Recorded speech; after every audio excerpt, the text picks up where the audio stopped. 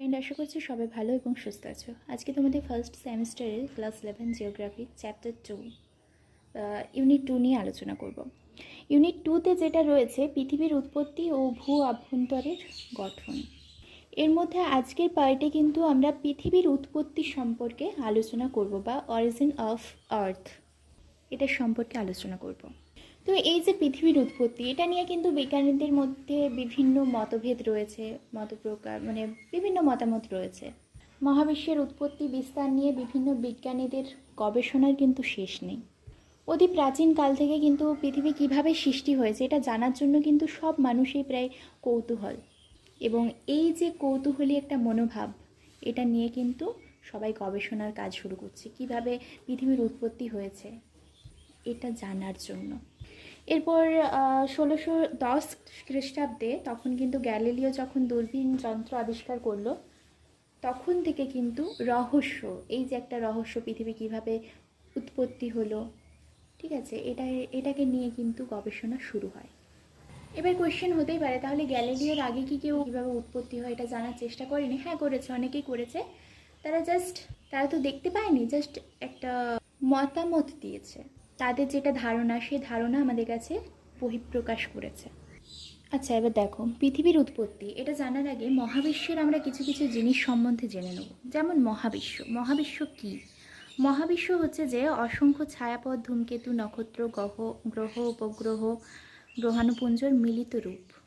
এগুলো সমস্ত কিছু নিয়ে কিন্তু মহাবিশ্ব গঠিত হয়েছে। ওকে, এক কথায় বলতে গেলে অস্তিত্বশীল সকল বস্তু ও শক্তির সম্ভার হলো মহাবিশ্ব। তবে মহাবিশ্ব যে আছে, মহাবিশ্ব শেষ কোথায়, কোথায় এই মহাবিশ্ব শেষ হয়েছে তা কিন্তু এখনো পর্যন্ত জানা যায়নি। এখনও ওটা আমাদের কাছে অজানা। নেক্সট আসবো ছায়াপথ কি? ছায়াপথ হচ্ছে যে মহাকাশে গ্রহ উপগ্রহ সমন্বয়ে গঠিত উজ্জ্বল আলো, এটাই ছায়াপথ। আমরা জানি মহাকাশে গ্রহ রয়েছে, উপগ্রহ সহ কোটি কোটি নক্ষত্র আছে, গ্যাসীয় মেঘপুঞ্জ, ধূলিকণা ইত্যাদি একত্রে যে একটা উজ্জ্বল আলোক বলয় সৃষ্টি করেছে, সেটাই হচ্ছে ছায়াপথ। ছায়াপথকে কিন্তু ইংলিশে গ্যালাক্সি বলা হয়ে থাকে। এবার যদি এর সংখ্যা জানতে চাওয়া হয়, এটা ইম্পর্টেন্ট কোশ্চেন। মহাবিশ্বে প্রায় 1.7 × 10⁻11 গ্যালাক্সি তোগুলো ছায়াপথ রয়েছে। ওকে, যেখানে কিন্তু ক্ষুদ্রতম যে গ্যালাক্সি, এতে নক্ষত্রের পরিমাণ প্রায় 1 লক্ষ, আবার বেশিও হতে পারে। আর বৃহদাকার গ্যালাক্সিতে, অতি বৃহৎ যে গ্যালাক্সি, সেখানে প্রায় 3000 বিলিয়নের বেশি কিন্তু নক্ষত্র রয়েছে। এবার 1 বিলিয়ন সমান 100 কোটি, সেখানে 3000 বিলিয়ন, হিসাব করে দেখে নাও কতগুলো হয়। এবার যদি বলা হয় আমাদের এই যে সৌরমণ্ডল যেখানে আমরা বসবাস করি, এই সৌরমণ্ডলটা কোন গ্যালাক্সির অন্তর্গত, তখন কিন্তু অ্যান্সার হবে আকাশগঙ্গা গ্যালাক্সি। ঠিক আছে, আকাশগঙ্গা ছায়াপথের মধ্যে কিন্তু আমাদের সৌরমণ্ডল অবস্থিত। তাহলে আকাশগঙ্গা কি? যে ছায়াপথটি সূর্য ও তার পরিবার নিয়ে গঠিত, সেটাই আকাশগঙ্গা ছায়াপথ। ওকে, এবার জ্যোতিষ্ক। সহজ কথায় বলতে গেলে যারা মহাকাশে জ্যোতি বিতরণ করে তাদেরকেই জ্যোতিষ্ক বলে। এবার কোশ্চেন হতেই পারে, জ্যোতি মানে কি? জ্যোতি মানে হচ্ছে আলো, লাইট। এবার নক্ষত্র কি? সমস্ত জ্যোতিষ্কের কিন্তু নিজস্ব আলো নেই, ঠিক আছে, সমস্ত জ্যোতিষ্কের নিজস্ব আলো নেই। তো নক্ষত্র, যে সমস্ত জ্যোতিষ্কের নিজস্ব আলো রয়েছে সেগুলোকে নক্ষত্র বলা হয়। এবার নক্ষত্র মণ্ডল কি? অনেকগুলো নক্ষত্র, ধরি এটা একটা নক্ষত্র, এখানে একটা নক্ষত্র, আবার এখানে একটা নক্ষত্র, এগুলো যে দলবদ্ধভাবে যদি থাকে তখন তাকে কিন্তু নক্ষত্র মণ্ডল বলা হয়। অনেকগুলো নক্ষত্র যদি দলবদ্ধভাবে থাকে তাকে নক্ষত্র মণ্ডল বলা হয়ে থাকে। এবার ধূমকেতু কি? ধূমকেতু হচ্ছে সূর্যের দিকে যে সমস্ত জ্যোতিষ্কগুলো ছুটে আসে তাদেরকে ধূমকেতু বলা হয়ে থাকে। নেক্সট, উল্কা। পৃথিবীর বায়ুমণ্ডলের মধ্য দিয়ে পৃথিবীর প্রবল মাধ্যাকর্ষণ শক্তির প্রভাবে প্রচণ্ড গতিতে ভূপৃষ্ঠের দিকে ধাবমান জ্যোতিষ্কদের কিন্তু উল্কা বলা হয়ে থাকে। উল্কা পৃথিবীর বায়ুমণ্ডলের মধ্য দিয়ে প্রতি সেকেন্ডে 11 থেকে 72 কিমি বেগে ভূপৃষ্ঠের দিকে নেমে আসে। এই যে ঘটনা, এই নেমে আসার ঘটনাটাকে তারা খসা, যেটাকে আমরা তারা খসা বলে থাকি, বা বইয়ের ভাষাতে উল্কাপাত বলা হয়ে থাকে, এটাকেই উল্কাপাত বলে। এবার আকাশে যদি একসাথে অনেকগুলো উল্কা ঝরে পড়ে তাহলে কিন্তু সেটাকে উল্কা বৃষ্টি বলা হয়ে থাকে। নেক্সট, সৌরজগৎ কি? সূর্য এবং তার চারিদিকে নির্দিষ্ট কক্ষপথে ঘূর্ণায়মান গ্রহ, উপগ্রহ, ধূমকেতু, উল্কা নিয়ে যে জগৎ গড়ে উঠেছে সেটাকেই কিন্তু সৌরজগৎ বলা হয়। এবার গ্রহ, গ্রহ কি যে সমস্ত জ্যোতিষ্কদের নিজস্ব আলো ও উত্তাপ নেই তাদেরকে গ্রহ বলে, আর যাদের আছে তাদেরকে বলা হয় নক্ষত্র। গ্রহ দুই প্রকার হয়ে থাকে, কুলীন গ্রহ আর বামন গ্রহ। এবার কুলীন গ্রহ কি? কুলীন গ্রহ বলতে বোঝায় একটা গোলাকৃতি, কুলীন গ্রহ সাধারণত গোলাকৃতি হয়ে থাকে এবং এরা সূর্যের চারিদিকে প্রদক্ষিণ করার পাশাপাশি কিন্তু অন্যান্য যদি মহাজাগতিক কোনো বস্তু তাদের দিকে ছুটে আসে তাদেরকে কিন্তু সরিয়ে দেওয়ার ক্ষমতাও এদের মধ্যে বর্তমান, এবং এরা নির্দিষ্ট একটা ভরযুক্ত হয়ে থাকে, এটাই কুলীন গ্রহ। এবার কুলীন গ্রহ যেটা, 8টা গ্রহকে কিন্তু কুলীন গ্রহের অন্তর্ভুক্ত করা হয়, যাদেরকে আবার দুটি ভাগে ভাগ করা হয়, একটা অন্তস্থ গ্রহ, নেক্সট বহিস্থ গ্রহ। তাহলে অন্তস্থ গ্রহ কি? সৌর পরিবারে যে গ্রহগুলি সূর্যকেন্দ্রিক কক্ষপথের ভেতরের দিকে 1000 কোটি কিমি দূরত্বের মধ্যে অবস্থান করছে তাদেরকে অন্তস্থ গ্রহ বলা হয়। এক্সাম্পল বুধ, শুক্র, পৃথিবী আর মঙ্গল, তাদেরকে অন্তস্থ গ্রহ। আর বহিস্থ গ্রহ সৌরজগতের যে সৌর পরিবারের মধ্যে যে সমস্ত গ্রহগুলি অন্তস্থ গ্রহগুলির থেকে অনেকটা দূরবর্তী স্থানে অবস্থান করছে তাদেরকে কিন্তু বহিস্থ গ্রহ বলা হয়। ফর এক্সাম্পল বৃহস্পতি, শনি, ইউরেনাস অ্যান্ড নেপচুন।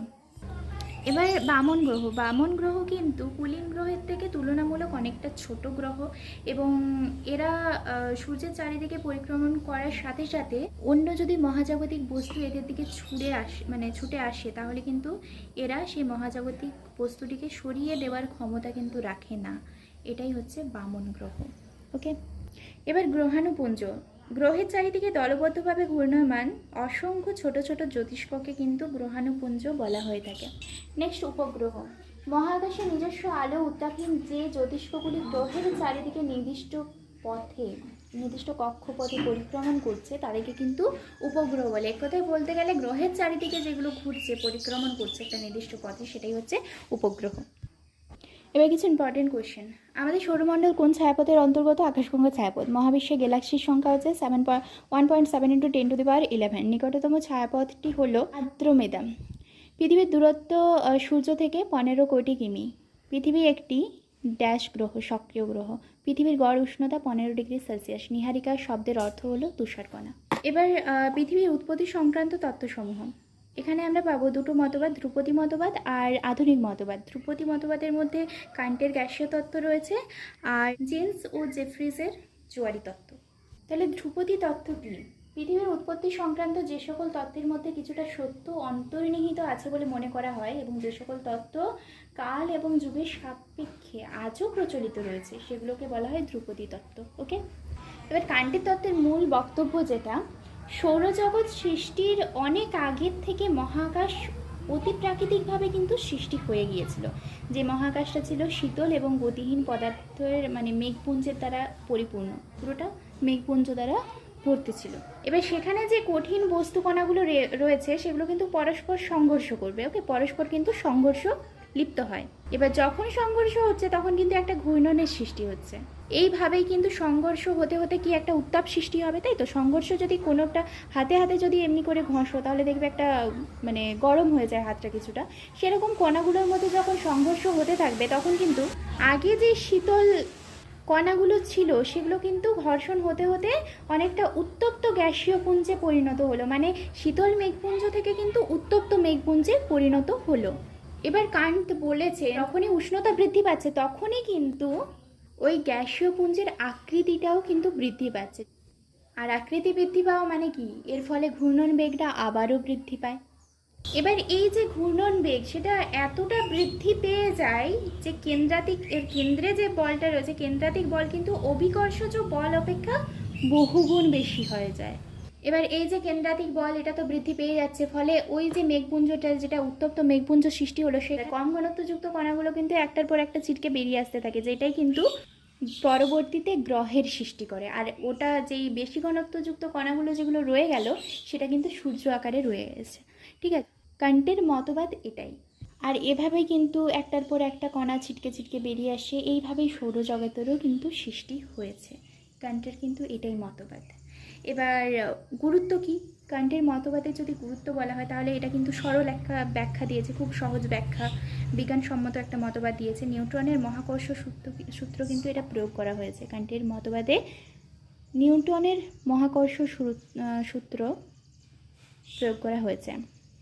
সমালোচনা, এবারে কোনো একটা বিজ্ঞানী যদি কিছু বলে তার বিপরীতে অন্যান্য বিজ্ঞানীগুলো কিছু না কিছু সমালোচনা তো করবে, সেটার সম্বন্ধে আলোচনা করবে। তো এখানে কি বলা হয়েছে? বস্তুকণাগুলোর মধ্যে কিভাবে মহাকর্ষ বল সৃষ্টি হয়েছে, কিভাবে সৃষ্টি হয়েছে। নেক্সট যেটা বলেছে, সব গ্রহের আবর্তনের দিক এক হওয়া উচিত। একটা জায়গা থেকে যেহেতু সব গ্রহগুলোই ছিটকে যেহেতু বেরিয়ে এসেছে, তাহলে সব গ্রহেরই তো আবর্তন দিক একই হওয়া উচিত, কিন্তু তা কি হয়েছে? অবশ্যই না। বিভিন্ন গ্রহের বিভিন্ন ধরনের আবর্তন দিক, একটা পশ্চিম দিক থেকে পূর্ব দিকে আবর্তিত হচ্ছে, তো একটা উত্তর থেকে দক্ষিণ দিকে আবর্তিত হচ্ছে। এবার গ্রহ আর উপগ্রহ সৃষ্টি হলো কিভাবে, এটাও একটা সমালোচনা। এবার যেটা জেমস ও জেফ্রিসের জোয়ারি তত্ত্ব। জেমস জেফ্রিস স্যার বলেছিলেন যে সূর্য দিকে কোনো একটা আগন্তুক নক্ষত্র আসছিল, ঠিক আছে? সেই আগন্তুক নক্ষত্রের প্রভাবে যত আগন্তুক নক্ষত্র নিকটবর্তী হয়, সূর্যের যে গ্যাসীয় অংশ সেটা কিন্তু স্ফীত হতে শুরু করে। স্ফীত হয়ে হয়ে কিন্তু একটা সময় আসে যখন আগন্তুক নক্ষত্র অনেকটা নিকটবর্তী চলে আসে, তখন কিন্তু এই স্ফীত অংশটা মাকু আকৃতি ধারণ করে এবং সূর্য থেকে কিন্তু বিচ্ছিন্ন হয়ে যায়। এবার আগন্তুক নক্ষত্র সে কিন্তু যে অদৃশ্য, পরবর্তীতে নিজে তার পথ অনুযায়ী সে অদৃশ্য হয়ে যায়, তাকে আর দেখা যায় না। এবং এই যে স্ফীত অংশটা, এই স্ফীত অংশ কিন্তু সূর্য থেকে আলাদা হয়ে সে কিন্তু সূর্যকে কেন্দ্র করে ঘুরতে থাকে, ঠিক আছে? এটার নাম কিন্তু ফিলামেন্ট রাখা হয়। খুব তোমরা বুঝতে পারছো, সহজে বলার চেষ্টা করলাম। এবার এনার এই তত্ত্বের উপরেও কিন্তু অনেক বিজ্ঞানীরা বিভিন্ন সমালোচনা করেছেন। কি কি সমালোচনা? যেমন এই যে স্ফীত অংশটা, কোনো একটা নক্ষত্র তার প্রভাবে সূর্য স্ফীত হয়ে সূর্য থেকে বিচ্ছিন্ন হয়ে যায়, সূর্যের এক অংশ সূর্য থেকে বিচ্ছিন্ন হয়ে যায়, এটা প্রায় অসম্ভব। অর্থাৎ অন্যান্য বিজ্ঞানীরা বলেছেন কোনো নক্ষত্রের পক্ষে সূর্যের ওপর প্রভাব বিস্তার করে জোয়ারি সৃষ্টি করা এটা প্রায় অসম্ভব। এবার তারপরে যেটা বলেছে, সূর্য থেকে নির্গত যে গ্যাসীয় অংশ সেটা কিন্তু আকার অনুযায়ী সৌরজগতের গ্রহগুলোর অবস্থান করার কথা। এই যে জোয়ারি তত্ত্ব, এখানে কিন্তু গ্রহ উপগ্রহের আবর্তন ও পরিক্রমণ গতির সৃষ্টির কথা কোনো কথাই কিন্তু ব্যাখ্যা করা হয়নি। এই যে আগন্তুক নক্ষত্র, এটা কোত্থেকে এসেছে, এর উৎপত্তি কোথায়, এটা কতটা শক্তিশালী, গ্যাসীয় পুঞ্জের বিনাশ ঘনত্ব, সেই সম্পর্কে কোনো তথ্যই কিন্তু দেননি। আরেকটা যেটা, সেটা হচ্ছে সৌরজগতে যত নক্ষত্র রয়েছে সবের কিন্তু একটা নির্দিষ্ট গতিপথ রয়েছে। তাহলে এই যে আগন্তুক নক্ষত্র সে কিভাবে সূর্যের নিকটে আসতে পারে, কিভাবে, এটা কিভাবে সম্ভব? তার তো নির্দিষ্ট গতিপথ রয়েছে, সে কিভাবে সূর্যের নিকটবর্তী আসতে পারে, এটা নিয়েও কিন্তু একটা সমালোচনা রয়েছে।